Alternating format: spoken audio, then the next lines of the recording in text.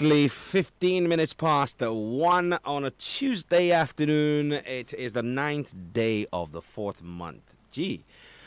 Oh, someone asked me this morning, where is 2019 going? It feels like we just entered a new year a few hours ago, and here we are in the 4th month already, and the 9th day is upon us. It's exactly 13:15 hours, and you're listening to Joy 99.7 FM. I'm Inshira Addo. The show is The Executive Lounge, and today I will be jumping into a very interesting conversation. There is the adage that if you have more cooks in the kitchen, then the meal is hopefully going to be great. You can't have too many, but diversity is good. And we're a diverse nation. We have currently 16 regions. We have so many hundreds of languages and clans and tribes, but we're one people. So there is some diversity even in the human body. You know, your ear is not the same as your nose.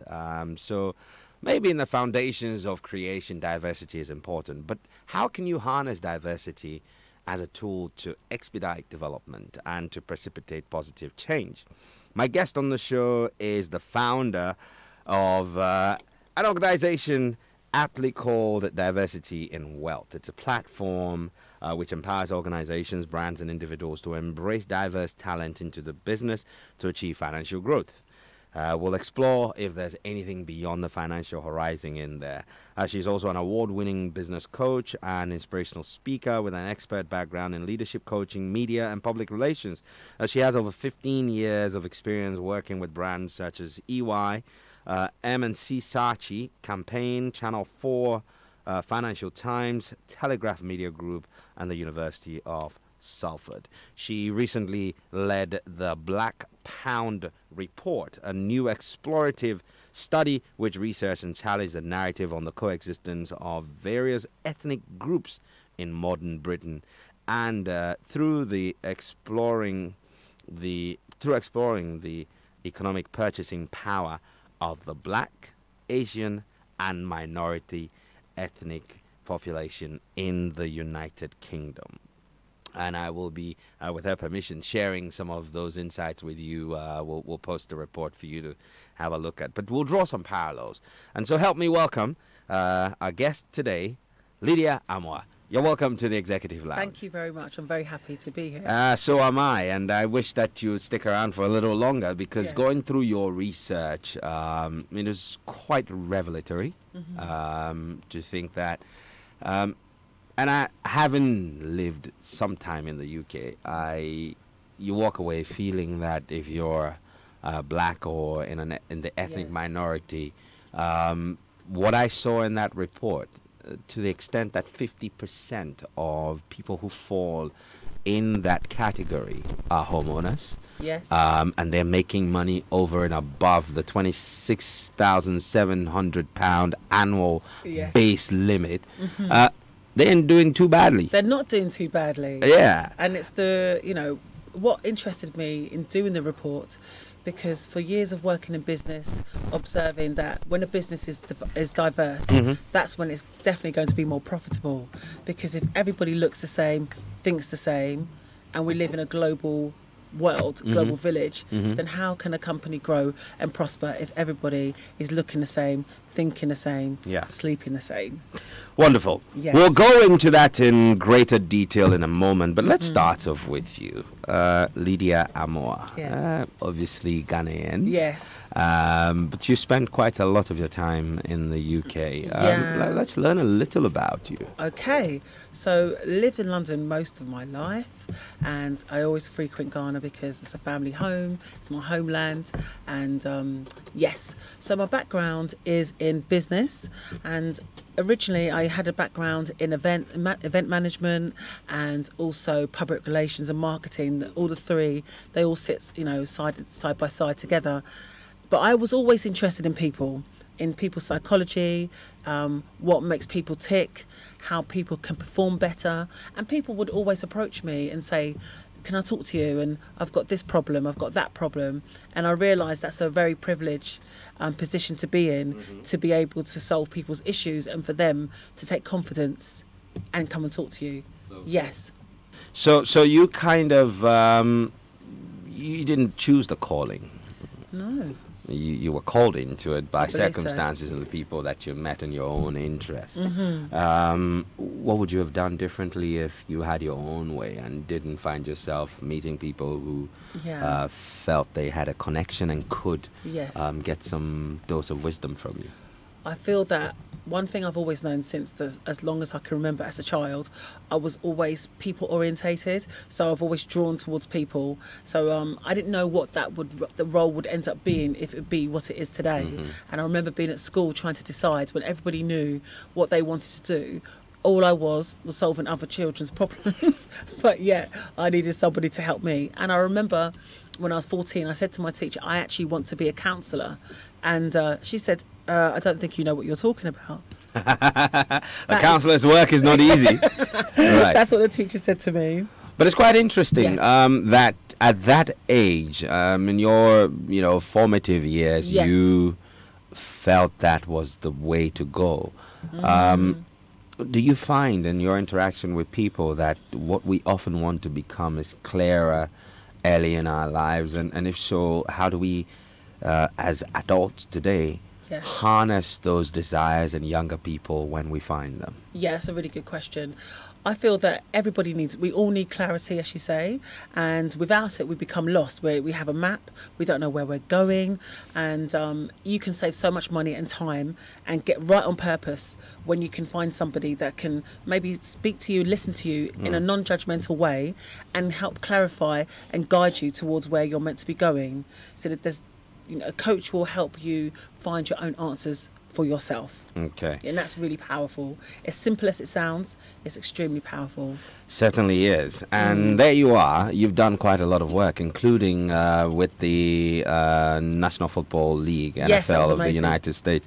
And what was the driving motivation behind that you felt that the NFL should be exposed to the UK? Well, the NFL were in the UK, and in the 80s they were doing remarkably, but then they just lost their flavour in the UK especially. And because I used to work in the events industry and I know some people in the music industry, we all went to the NFL event together, and I just sat back and observed, as I always do. And I thought, these people need to improve. Next year, they need to do so much better than this. So I simply approached them and I said, well done for this year, but next year you can do better with me in your bag. Wow. That was a bit cheeky. And you, confidence is important, I guess. Yes. You know, that you have to be confident. You know what you're worth. Yes. In the study you conducted, and let's now, segue into the Black Pound report.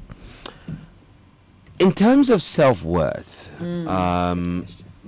what do you think generally that the people in the...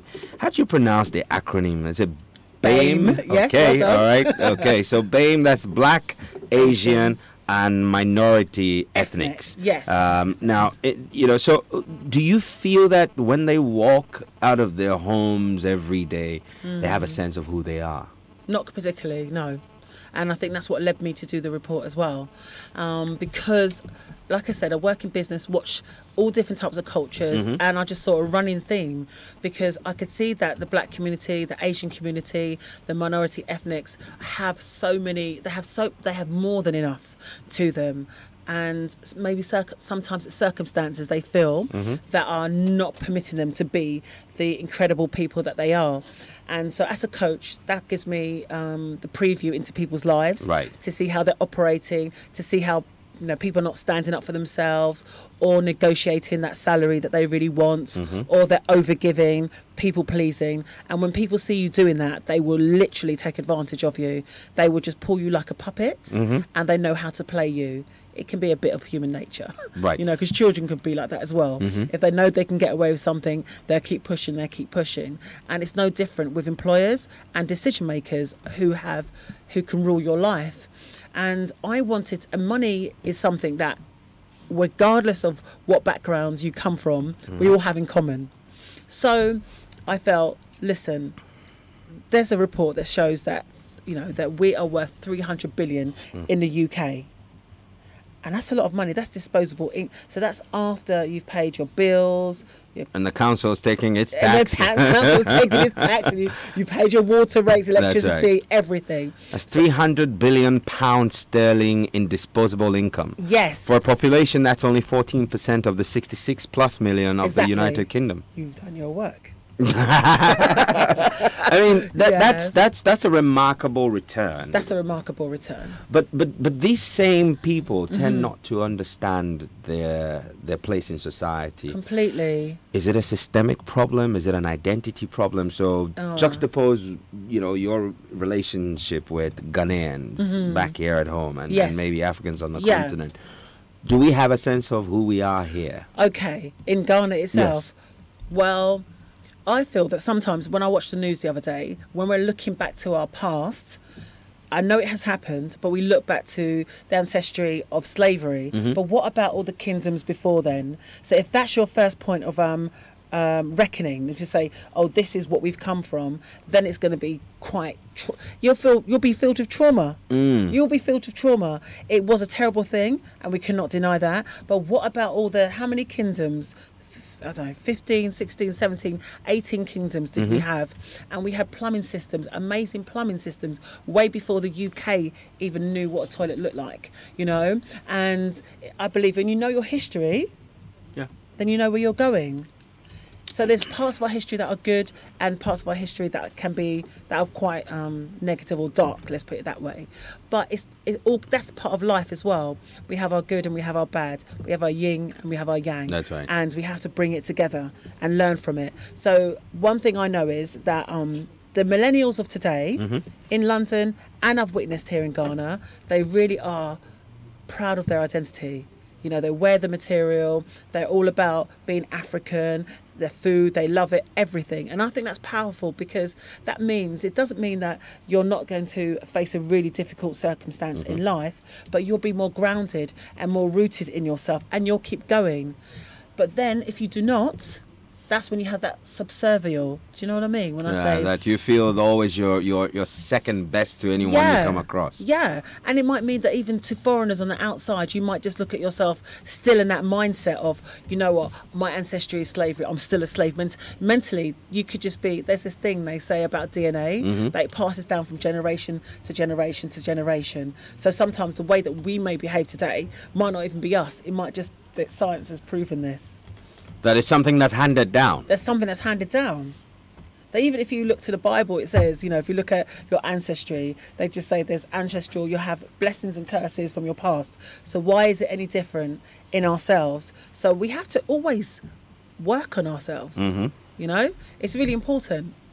You know, you raise a very interesting point about, you know, the history, the frame of reference that, you know, that first point of reckoning that we go to. Whose responsibility is it to go beyond that? And I say, I'm asking this question off the back of the statement you made about the millennials embracing their Africanness. Yes. Embracing being Ghanaian or being Nigerian or being Kenyan or whatever. Yeah. But could that be just skin deep because it's more cooler, especially the Black Panther effect, that it's nice to walk around and act proud, but do we have the fundamental references that legitimizes what we put out so that we own that identity? Yeah, okay. That's a good question. Again, it means you have to, for example, with the education system, say in the United Kingdom, much about Black history is removed from the agenda, from the curriculum. Yeah. So what does that mean then? It means you'll learn about Europe, Napoleon, but you won't learn about Nana Santua. You won't learn about anybody like this, you know? So that means you have to, your parents, somebody has to direct you. So we live in an internet age where you can find out information for yourself. I think you have to take responsibility. It's tough. It is tough because I chose to study I knew that something didn't feel quite right inside. Does that make sense? Yeah. If I went somewhere, I thought, something's really missing here. I'm looking at the directors of this business and I can't see anybody that looks like me, you know. But you're pulling me in and you're getting me to do great things. I'm making your business a lot of money. But when it comes to the boardroom, I'll be in management level to a certain degree. But when it comes to being in a boardroom, making decisions, it just looks kind of like vanilla in the room, you know. And I felt, well, that's why I have to go my own way and do my own thing, because I could stay there and just be unhappy for the rest of my life, or I could make a decision and do something. And so I did that. Wonderful. We are 30 minutes into the hour of 1 p.m. and we're here till 2, so we have another 30 minutes to go. You can join the conversation if you go to our Facebook page, which is Joy 99.7 FM on Facebook, and just share your thoughts and your comments. If you have questions, send them through. You can also send questions and comments via WhatsApp platform, which is 0244 340437. And my guest is Lydia Amoah, and she's the founder of Diversity and Wealth. And we're having a conversation about diversity, its importance, and how we can harness it to speed up development. Now, I have a question from Gifty Ayoka from our Facebook channel. And she's glad you mentioned diversity and inclusion. I work for the Alexis Miranda Foundation, and we're pushing for neurodiversity at the workplace in Ghana. What are your thoughts on neurodiversity in the workplace? Should we embrace it as a nation? I just think lots of businesses are coming up with these different ideologies, and I really feel that it's quite simple. You know, make a decision from the very root of the business, and say, to make this business be productive. There's a report by McKinsey about diversity in the workplace that shows 40% increase in productivity and profitability by having a diverse workforce. So that's not just culturally, race, gender, disability, all of it inclusive, because we all come from different backgrounds and we have much to bring to the table. So I think it's going back to the lady that asked the question, it is really important because that's what makes it more broad, and that enables businesses to really understand their audience. I watched something on television, if I'm okay to say, the other day, and this gentleman said, you know, why is it that when I walk along the street in London, it's so diverse, but as soon as I walk into a media office, it's just, maybe let's say, all Caucasian. It doesn't represent society. So now I think that, I know that there's a real movement. And look at what's happening with Brexit. Theresa May, all the others, they're visiting Ghana, Nigeria, they're doing their dance, they're ready to come for your minerals, your gold, your everything, you know. So what are you going to do? Are you going to be in a position to know Ghana, for Ghana to really know its worth? You've got everything, so much here. It's such a rich place. So we just need to take care of our infrastructure here. And then we should be good to go. Yes. I'm going to go back to the report, and it's a very intriguing report. Are we able to, share the findings? You can share some of the findings. Okay. Go for it. All right. Would like to share some of it with you and put this on our online platform. So one of the things that you put out here in the findings was that 65% of respondents acknowledged that they would like more financial advice. Yes. Did you find that interesting? I did. Yeah. Because you would have felt that in an environment like the UK, financial literacy would be higher than in an environment like Ghana. And so learning this kind of means that there may be something fundamentally missing. Could there be, in your experience, what are the challenges? Is it a cultural thing? Is it that culturally Ghanaians or Africans tend not to be financially literate? What about our? What are some of the things you found? What I found was this: that when it came to, for example, I've got some clients that work in wealth management, and I've been to those events, and the table has been quite diverse, and they're still looking for financial guidance and literacy. Right. But we're talking about a particular level when it comes to, for example, the first investment they would say in the United Kingdom is by having a pension. Not a lot of people have a pension. Mm-hmm. Okay, and then it's like savings. Where do you go for your savings? Who do you choose? Do you actually trust the banks? This is the thing. So within the African community, yes, we use the banks, but some of the time the money might be elsewhere. It might not be in the banks. Right. Do you see what I mean? And then there's also, that's where the missing out comes in, because you can invest a real small amount and get a return on your interest. You need to think about the future. And there's that. But then what I looked at, which was really interesting, you might find this interesting, was that within the cultural groups, so it's about how long, let's say, the cedi or the pound or the dollar lasts in the community. So within the Asian community, how long do you think that, like say, for example, the cedi or the pound or the dollar would last within the community? How long it Like goes about around? 2 or 3 cycles? Yeah, well, nearly there. So for example, it takes 45 days. 45 days. Yes. So Asian buys Asian Asian buys Asian. for 45 days before it goes out. Before it leaves the community. And just the other day, I was speaking to somebody at La Palm Hotel, and what happened was I was speaking to the gentleman, and he said, and I said, is it true? I want to speak to you direct. Is it true that you, when it comes to buying a house, what do you do? He said, when it comes to buying a house, we don't need to go to the bank. We will give you money to buy your own buy your own house. He said education from primary right up to before university, you do not have to pay for your education. So can you see the elevation that's there already? So then amongst the Jewish community, it's 18 days. Caucasian, 11 to 13 days. The black community, how 2? long? 45 minutes. Go on then, what is it? 6 hours. Oh! In 6 hours, we pour the money into someone else's economy. We pour the money into somebody else's economy. And that's why I felt that with the Black Pound report, when I was delivering talks and saying, do you know, it's probably even more now, that our disposable income is 300 billion per annum. Okay? That's disposable income. Now, where are you spending your money? I look at Ghana, and I've just been doing my research on all the cars. So is it Katanka? Is it Katanka? Kantanka. Yes. Kantanka. Yes. So the parts are from Japan, aren't they? Yeah. But it's manufactured and built here. That's right.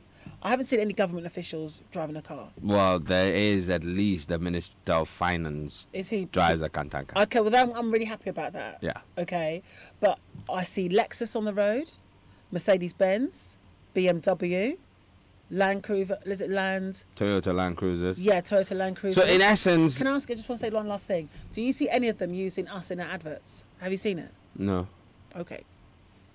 So are they marketing to us? maybe not. No. But we're still spend with them. Why? Did you see the thing that happened with Gucci? With the blackface jumper? Yeah. Sold for £890. Ridiculous. But yet, a lot of celebrities will brand even Gucci on their skin. To me, that just reminds me of slave trade. I'll be honest with you. You know, when I used to brand the slaves.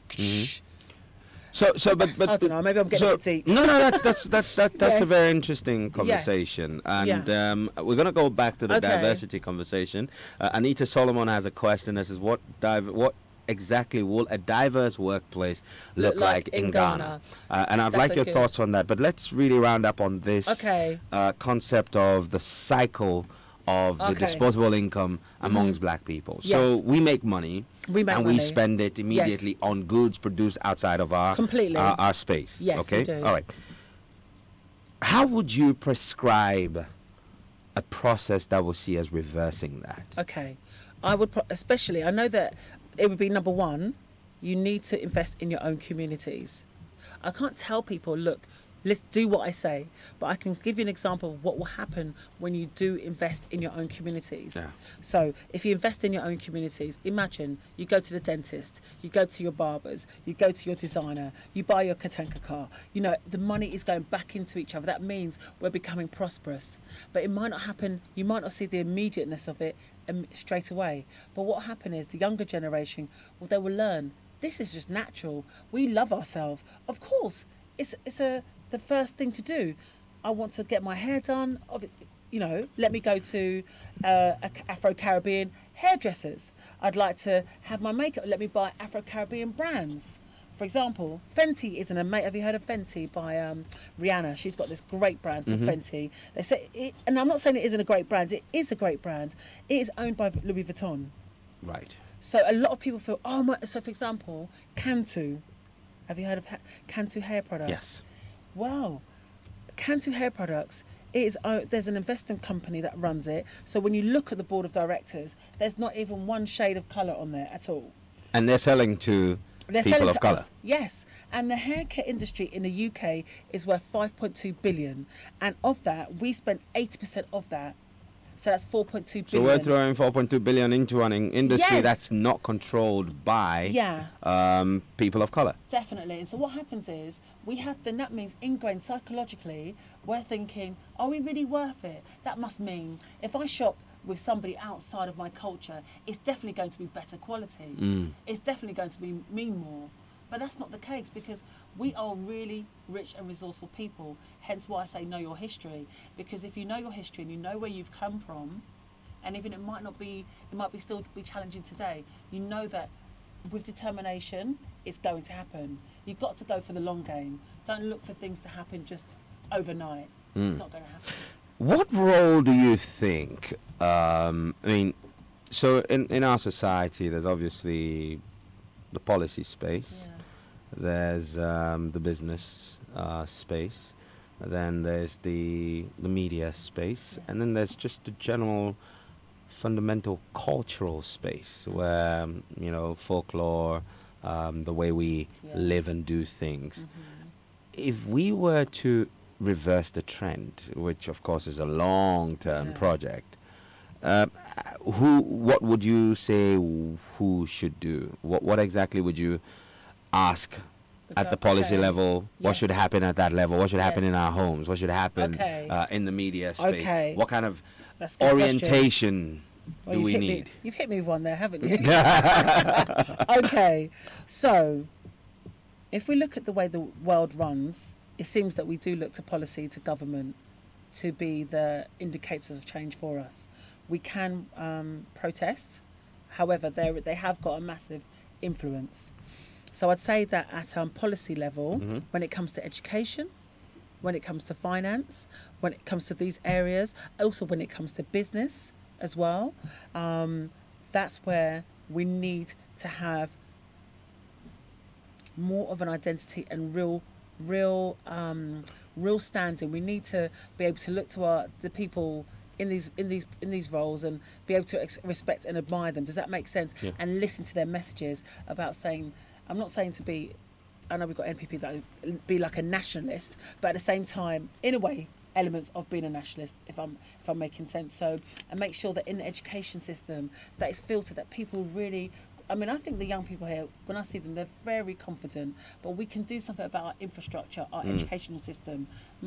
Do something where some of the poorer families don't have a chance for the children to receive an education. Like in the north, they get really good education, correct? Yeah. What about making that across the whole of Ghana? Well, that's free secondary school education. The jury's out on whether it should be more, spread across. But also in that, it's also, I think that one thing that's missing when I was at school, I don't know about the same for you, but I wasn't taught much about my own self-worth. Were you? Well, to a certain extent, when I was in school, primary school, I did learn about James Kwejuri Agri. In fact, it was secondary school education where I was exposed to European history. Okay. But growing up, I was fortunate to have done quite a lot of. That's good. So would you say that's I don't know about for many? I wouldn't say that's the same for everyone. But certainly there is a need for us to be reoriented and reminded of our greatness. We definitely need to do that. Because like you said, I'm just really thinking and I'm realizing that quite often it's easy for people's first or last frame of reference to be colonial era. Yeah, always. And nothing beyond that. But it's also a sign that we have not documented, okay? Maybe we did and someone stole it and hid it somewhere. But how do we go back to shining a light on that greatness all over again? Okay. So that the young ones who are proud to take the Ghanaian name and wear the African print and claim their identity have a foundation on which they do so. Yeah. How can that be done? Again, it's all about everything. It comes back to education. I was watching something on one of the TV stations, and they were saying that they were showing all the ancestors of greatness. And there's a place that you can go to learn about your history. I wish I could remember the name right now, but I just remember just seeing there was a huge wall, and all the images were dating way back to back to as far as Egyptian times. And I think that's a good source of reference. For example, there's this teacher, his name's Dr. Robin Walker in the UK. He's teaching about the African kingdoms. Because I'm here at the moment, I wasn't able to complete the class. But when I go back to the UK, I'll be definitely joining. And I remember just sitting in a 2-hour lecture, and I could have been Superwoman by the time I flew out of that room. Because it was just watching and listening to all these incredible stories. And there are artifacts, there are history. Even if you go to online, if you don't have a chance, you can see some of the museum artifacts. Why did the colonial eras, why did they go into all these countries, take all of these statues, see all of these drawings? Why? And why is it worth £5 billion now in the museums? Because it's rich. Because Africa is rich. There's so much influence across. So I think I've really been pausing about my answer, and I feel that it does come down to education. And I think at the root of the family, it can be down to our parents. We can have books in each home, something that, we've got children's books that children are growing up with. Why can't there be a similar book that way to say, look, this has been part of it as well. We can't wipe out history, but this is what it was way back. So that would give that child a bit more of a holistic view of themselves, rather than always going back to colonial times. Because I feel that when we make that our point of reference, it makes us subservient to everybody.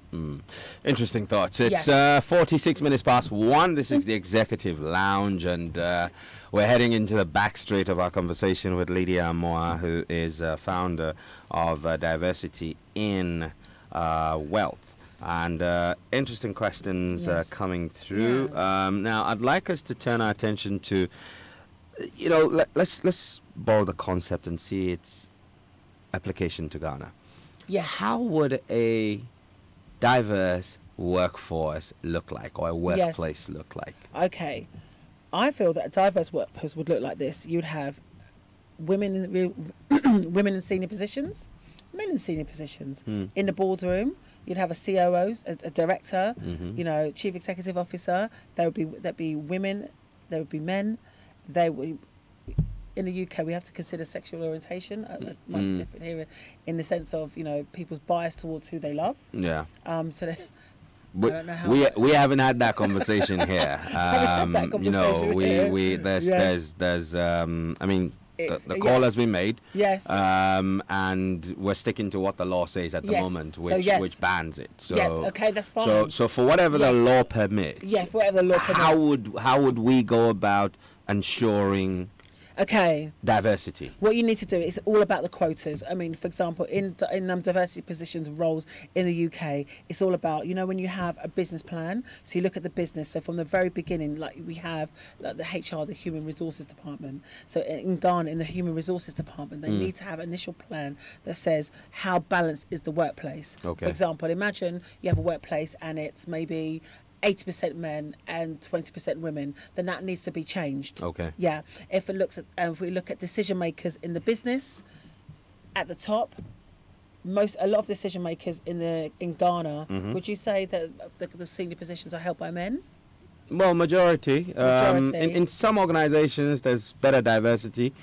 Generally, maybe not. And it's an interesting point you raised. But the thing about quotas is that if you would compare the areas you've studied, is it about quotas per se in terms of numbers?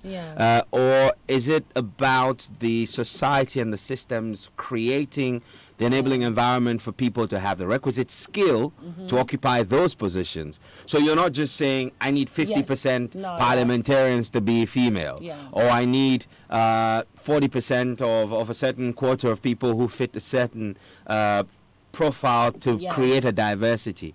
How do you ensure that in pursuing quotas in the name of diversity, you're not shortchanging yourself and getting the best out of everyone. Yeah, okay. For number one, it's about you have to create these you have to create opportunities. Number one, Okay. You know, they have to be there. So a woman or a man, somebody may.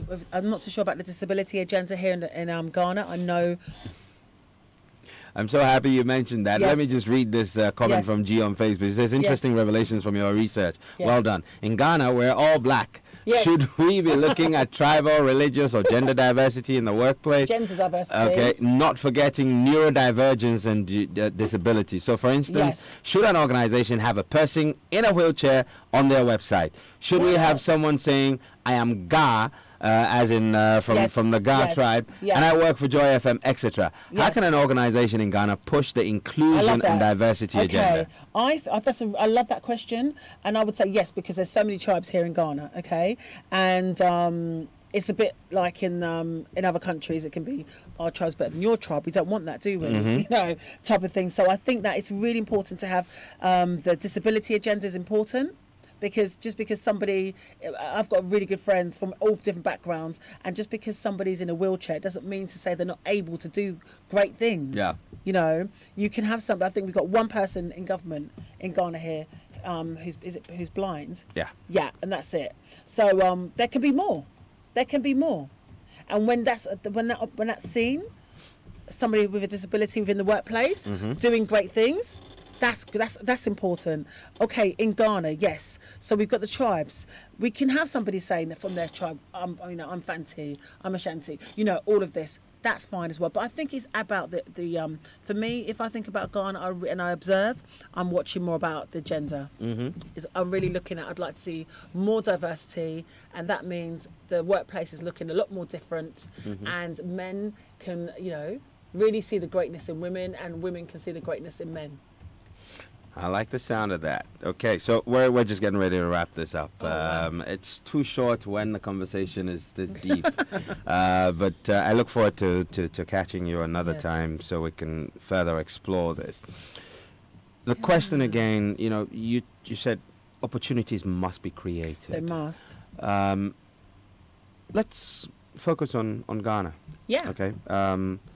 How do you create opportunity in an environment where, for example, there's certain tribes or cultures, I think that's there's certain cultures that believe that the woman should not be educated because she's never going to need it, because she's going to make babies and keep a home. Yeah. How do we deal with that? If we're looking at the long-term shift where we're creating opportunities for everyone, there might be some neurosurgeon in there, there might be some Nobel Prize winner in there, but the culture inhibits some of the progress that diversity can bring. Yeah. How do you deal with that? I like that's a really good idea, and again, it goes back to teaching. And I know people like when you actually see it, you believe it, and you feel that that could be you. Does that make sense? So it's about showing examples of, for example, imagine you come from a place and the women are supposed to be just there, baby making, producing, holding the home together, and there's also nothing wrong with that as well. Okay, if that's a path somebody decides they want to take, fine. But if they have a choice, if they feel inside of them they want something else, they need to be given that opportunity to explore. And I feel that when we do programs, for example, when we have, say, documentaries, or we're going into towns, or we're going into villages, and we're having, you know, interactions, and we're bringing different people from different backgrounds together, you know, that is when people are like, oh my gosh, listen, you're not very different from the way my family operates. So it's almost like that, you know, that saying, divide and conquer. It needs to be the other way, include. You know, it needs to be the opposite way. So I feel that we need to have programs. We need to go to the towns. We need to go to the communities, and it can be through a charity that can do this. Churches can do this. There's so many ways that can be delivered and taught. I mean, one thing I've noticed here, the churches are becoming more diverse now, in the sense of who you could be sitting beside. Does that make sense? Yeah. Well, everyone's there praying to one God, worshipping together, and they're doing community together. So it's more like we need community engagement. We need to see government officials talking about it and saying, look, putting out the message there and saying, you know, different tribes can come together. If you decide, look, that you're not interested in this path, then fine. But education is something for all, and these are the benefits of education. And I think it just it's something that won't be solved overnight, but we have to keep it going. We have to keep so many businesses that I witness around the world are having conversation upon conversation. We need to move to a place of implementation, you know? Yeah. We need to implement, and that's when that change will happen. And I just want everybody to know that take time out to understand your present day history and the past and way before that. But most importantly, you need to have faith and belief in yourself. You need to believe in God. I can't tell everybody online to believe in God, you know, but, you know, and you know, you got to affirm positive words over yourself every day. The mind is a powerful powerful tool. And whatever we put inside of it is what we get out of it, you know? And once we really value ourselves, we can value each other. Because quite often, if I'm just rude to you and I'm disrespectful to you in any way at all, it's probably because I'm not feeling that great about myself in the first place. You know, you're always going to get... So we're projecting our own sense of worth on other people. Completely. So if I'm warm to somebody, it's probably because I value myself well enough to be that way and be warm to others. But some people meet me and completely dislike me. There's nothing I could do about that. We're not always going to like each other, but we can be respectful to each other. It's a long journey. I just feel that Ghana is so rich. When I look around and I see Ghana as such a rich country, and if I look at the countries that invest in Ghana, obviously you have a lot of the Lebanese here, the Italians here, America's here, obviously China's here. And so if people wouldn't choose to come to Ghana to invest if the place wasn't worth something, would they? You're absolutely right. Investors wouldn't come. So there is something here. There's a lot here. And that's why we're attracting other people. Exactly. So we've got to wake up to that reality and have that in our stride when we walk. Definitely, because a lot of Ghanaians, as soon as the ones that are earning really good money, because I think the average salary over here is 27,000 cedis a year. So if you think about where that money's going, apart from they're paying for their homes, look at all the cars. It's not so much about the brands. We do shop with each other clothes-wise here in Ghana. I can see that. But cars, motors, everything else, the money's going outside. There's great opportunity for us to reverse that. And with that, Lydia, I'd like to say a big thank you for making time to talk to us on the Executive Lounge. Diversity is something we definitely need to embrace. And for me, 5 things I'm taking away from this conversation. Number 1 is that we ought to believe in ourselves. Definitely. And that knowledge is going to come largely from knowing who we are. So believing in yourself, knowledge in self. And the third thing is that we have only ourselves to blame if we do not work with each other. So if you're going to buy something, let the money stay in the community. We owe it to ourselves to develop this country. Number 4 is curiosity. I think for you to say that you kept on asking why it doesn't feel like that, so more like restlessness, that you're thinking something is not right. You know, something should be different, and you kept looking into it, and of course came up with your Black Bound report, and then the final thing, I think, is that you should remain positive, keep affirming good things about you. Definitely. Thank you so much. Thank you. And for you who tuned in and sent us questions, we're grateful. We'll be back again next week. Mama Vio Swabwaji is on in a moment with the news, but I leave you with one of my favorites, and that's from something Lydia said, that we have a bit of mental slavery. This is Redemption Song, Bob Marley's band version. Enjoy it, and we're back next week. Go forward, mate. My name is Inshira Ado, and shalom. I'm out.